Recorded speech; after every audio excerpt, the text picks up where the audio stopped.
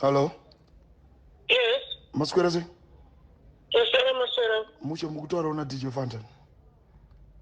Okay. Masquera bo. Ndaswera mushe. Mushe ndaona maiso post muchiti ndoita zvema drugs. Naye muri kuzwa nokupi izvozvo naye mai?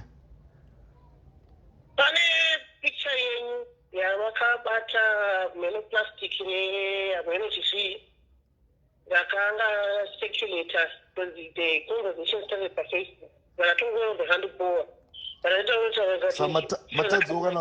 Matadzoka na kuninbox vari kubvunza kuti iplastic reiro naye Fantan. Why move matanga kuti attack on Facebook muchudza vanhu kuti Fantan ari kuita zvema drugs chichichi. I would not attack you on Facebook. I don't do Facebook that much. I wrote on my Twitter that this is wrong because you are an influencer. Because why would you have a picture wakabata since my drugs when you are an influencer?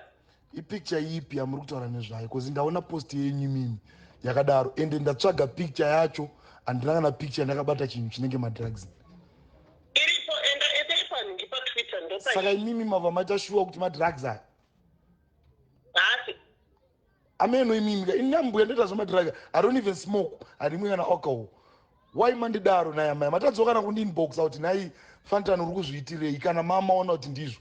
Ndo explain kuti madrugs iri hasi madrugs. In the picture ramutaura ndakabata madrugs ndaritsvaga ndikarishaya zuva rese. No, if you say so, I'll go and put a disclaimer, but I was just disappointed. Aiwaka. Yes, mune right to disappoint kwa. But foot at the same time ka chitange mandibvunza ka makutange munotondiziva in person kuti Fantan unoita zvema drugs or kutoita zvema drugs akomana. But maona ere zvakanyorwa papost yacho. Nani? Ndaona imimi ndaona post yenyu mimi. All right. And your number iri pa WhatsApp. Hey, number yangu iri pa WhatsApp. All right, I'll forward it to you. But mimi as a journalist ka musamanye kunitanisha zita rangu ka musati mambondibvunza anything ka. Why muchidaro naye makandivengereko naye amai? Nakana utombovenga kana ka1. Saka why muchingotanga nekuti hanzi Fantan ari kuita madrugs? I don't even smoke a cigarette zvayo inini zvangu ini. Amundizive motongotanga unongondita ndoita madrugs. Plastic ramuti ndakabata racho ndaritsvaga kuti rine madrugs api ndarishaya. Picture yacho ndikuishaya. Musadaro amai.